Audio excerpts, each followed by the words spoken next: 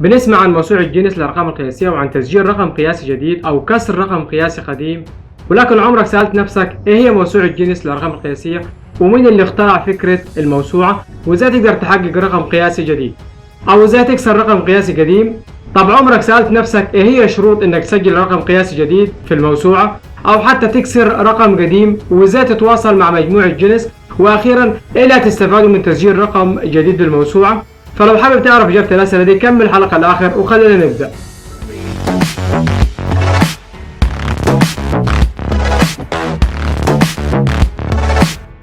فكرة موسوعة جينيس بدأت سنة 1950 خلال رحلة صيد، وخلال رحلة الصيد صاحب قصتنا هيوج بيفر دخل في جدال مع اللي كانوا معاه في رحلة الصيد عن ايه هو أسرع طائر ممكن استخدامه كفريسة في الصيد، وانتهت رحلة الصيد ومرت الأيام لحد ما جات للأخ هيوج بيفر في سنة 1954 فكرة ابتكار كتاب يقدر يجاوب على أسئلة بتطرح نفسها من العدم، زي ايه هو أكبر صندوق خشبي، أو ايه هي أكبر سجادة، أو حتى ايه هو أكبر طائر بجناحين، واي سؤال من النوعيه دي واللي ما بيكونش معروف لها اجابه. وهي دي الفكره الرئيسيه لموسوعه جينيس. وموسوعه جينيس عباره عن كتاب اول نسخه صدرت منه في 27 اغسطس 1955 في بريطانيا، والفضل في اصدار النسخه الاولى من الكتاب بيرجع للبريطاني هيوج بيفر صاحب ومدير مصنع جينيس للبيره. والرجل الطيب ده قال انه رواد الخماره بتاعته هيستمتعوا بحاجه زي كتاب موسوعه جينيس، وكان معتقد انه هيحل لهم خلافاتهم في الاجابه على الاسئله الغريبه زي مين هو الافضل، او مين هو الاقوى،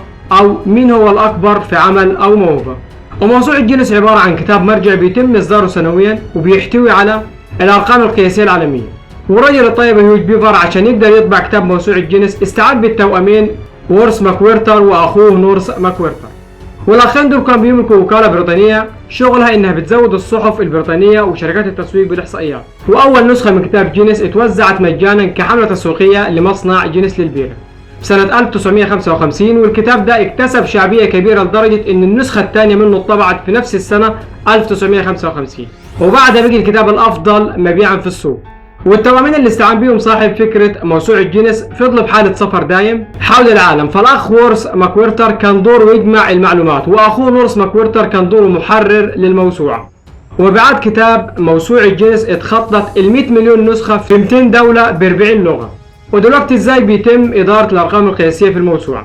فريق إدارة الأرقام القياسية في موسوعة جينيس بيتابع بحيادية والتزام كل الأرقام عشان يضمن صحتها، وما بيتمش المصادقة على أي محاولة، ولا بيتم منح شهادة جينيس للأرقام القياسية إلا بعد التحقق منها للدرجة اللي بتنتفي معاها أي شكوك. ودلوقتي عشان تسجل رقم قياسي في موسوعة جينيس أو حتى تكسر رقم في الموسوعة بيكون في شوية شروط لازم تتبعها. ومن الشروط دي الشرط الأول عشان تسجل في الموسوعة لازم يكون عندك فكرة جديدة بيهتم بها عدد كبير من الناس بشرط انها ما تكونش مخالفة للقانون، زي مثلا سرقة عدد كبير من النقود الفضية، فده مش هيعتبر رقم قياسي ولكنه جريمة بيعاقب عليها القانون.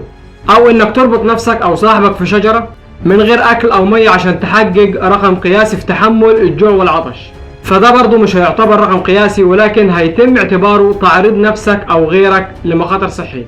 والشرط الثاني عشان تسجل رقم قياسي انك تبعت طلب للموسوعة بخصوص انك عايز تسجل رقم قياسي جديد او حتى انك عايز تكسر رقم موجود.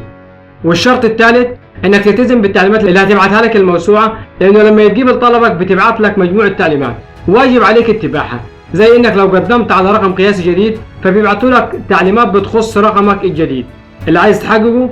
ولو كان طلبك انك تكسر رقم قديم فهنا بيبعتوا لك التعليمات اللي اتبعها صاحب الرقم السابق.